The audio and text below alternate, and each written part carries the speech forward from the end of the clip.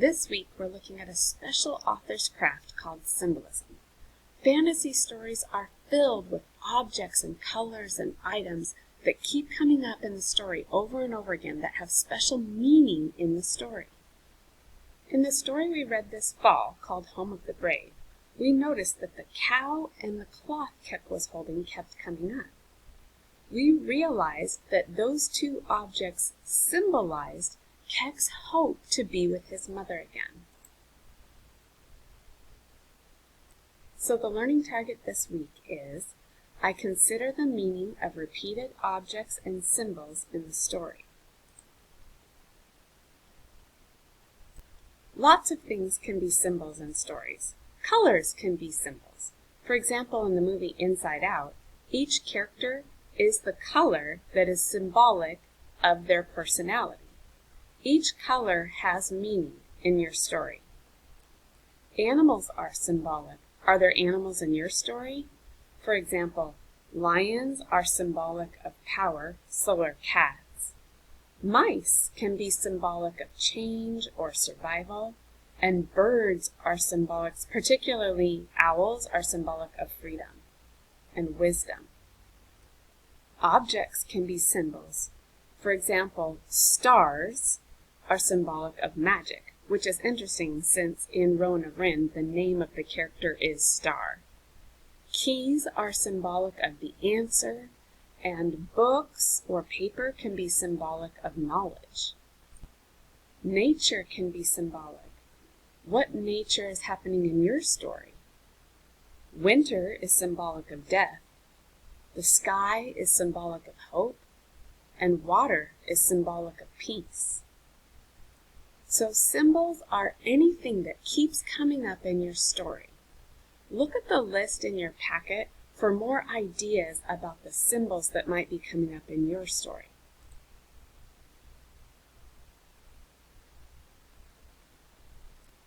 It's important to think about not just what are the symbols in your story, but what do those symbols mean? What's the message the author is sending by using those symbols in their story?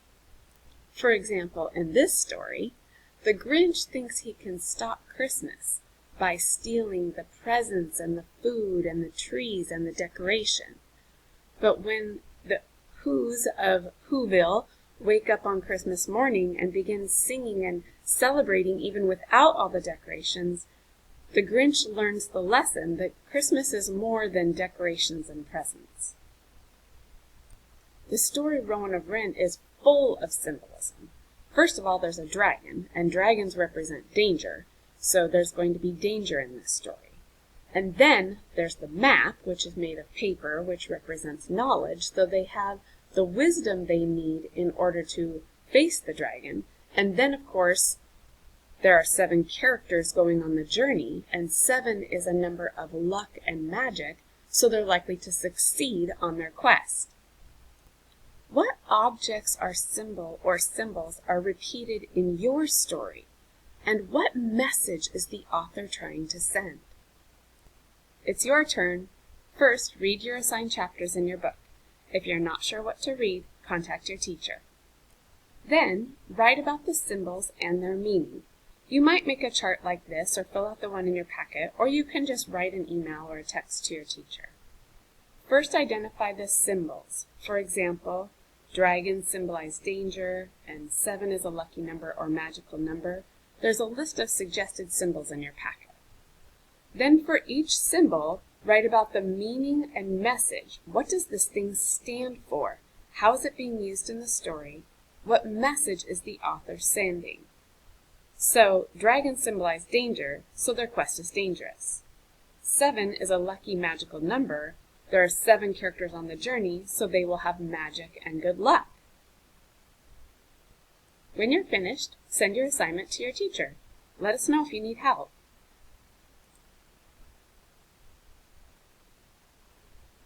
And then you can finish your book. You can go ahead and finish the Read Aloud book as well, because next week we will be comparing and contrasting the book you're reading to another fantasy story. We miss you so much. Thank you for everything you're doing. Thank you for your emails and your texts and your phone calls. Thank you for coming to Zoom meetings. They mean so much to us. By the way, have you noticed the symbolism I've been putting in my videos? Purple pride, a crown,